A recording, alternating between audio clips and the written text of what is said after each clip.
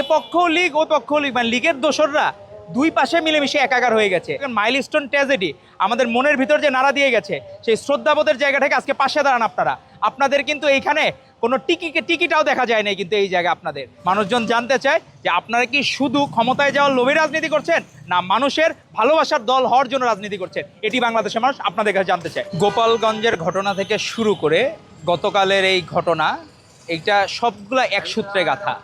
Fascist Hasina ওই যে টুপ করে ঢুকে পড়ার মতো, তার ঢুকে পড়ার ইন্টেনশনগুলা এখন প্রমাণিত হচ্ছে আসলেই সত্য। সচিবালয়ের কিন্তু দুই পাশেই কিন্তু লীগের দোষক ছিল।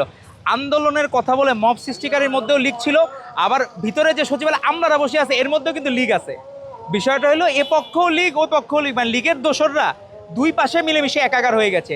আপনি দেখেন সচিবালয়ে যে প্রবেশ করলো, এখানে অন্য কারো ইন্ধন ছিল কেন? সচিবালয়ের ভিতরের লোকই যে লীগের দোষ, সেই ইনফরমেশন দিয়ে তোমরা এই গেট দিয়ে ঢুকো বা এদিক দিয়ে তোমরা ভাঙলে তোমাদের ইজি হবে ঢোকা প্রবেশপথ। তো আমার মনে হয় এটা দ্বিপাক্ষিক লীগের দোসরের একটা সম্মিলিত প্রযোজনা হচ্ছে এই মব, গতদিনের মব, যেটি কোনোভাবেই গ্রহণযোগ্য না।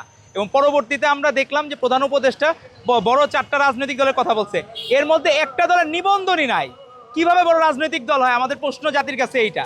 এবং দেখলাম তারা ওইখানে সবার গলার ভিতরে আইডি কার্ড, শুধুমাত্র দেখলাম আহ্বায়ক এনসিপির আহ্বায়কের গলার মধ্যে আইডি কার্ড নাই, আর দেখলাম এনসিপির সদস্য সচিবের গলায় আইডি কার্ড নাই, বাকি সবার গলায় আইডি কার্ড। তো তাদের জন্য কি বাংলাদেশে আসলে অন্য কোনো কি ধারা প্রচলিত হয়েছে যে প্রধান উপদেষ্টা থেকেও তারা কি পাওয়ারফুল হয়ে গেছে, এরকম কোনো বিষয় আছে নাকি?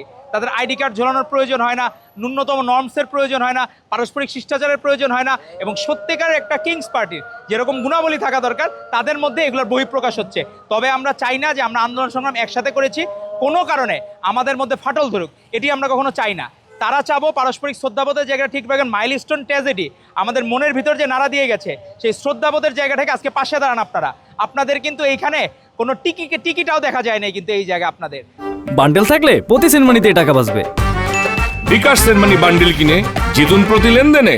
কারণ আপনারা আসলে কি, আমরা তো কাজ করে যাচ্ছি, আমরা তো রোগীদের হ্যাম্পার না করে ছাত্রদল টোটাল সহযোগিতা করে যাচ্ছে। আজকে দেখেন এই রাস্তার ট্রাফিকও ছাত্রদলরা নিয়ন্ত্রণ করতেছে। আমরা আজকে সকালে জরুরি প্রয়োজনীয় সামগ্রী দিলাম, অ্যাম্বুলেন্স সার্ভিস দিলাম, রক্তদাতাদের আমরা বিশাল ব্লাড ব্যাংকের তালিকা তৈরি হয়ে গেছে আমাদের। আপনারা কই? মানুষজন জানতে চায় যে আপনারা কি শুধু ক্ষমতায় যাওয়ার লোভে রাজনীতি করছেন, না মানুষের ভালোবাসার দল হওয়ার জন্য রাজনীতি করছেন? এটি বাংলাদেশের মানুষ আপনাদের কাছে জানতে চায়।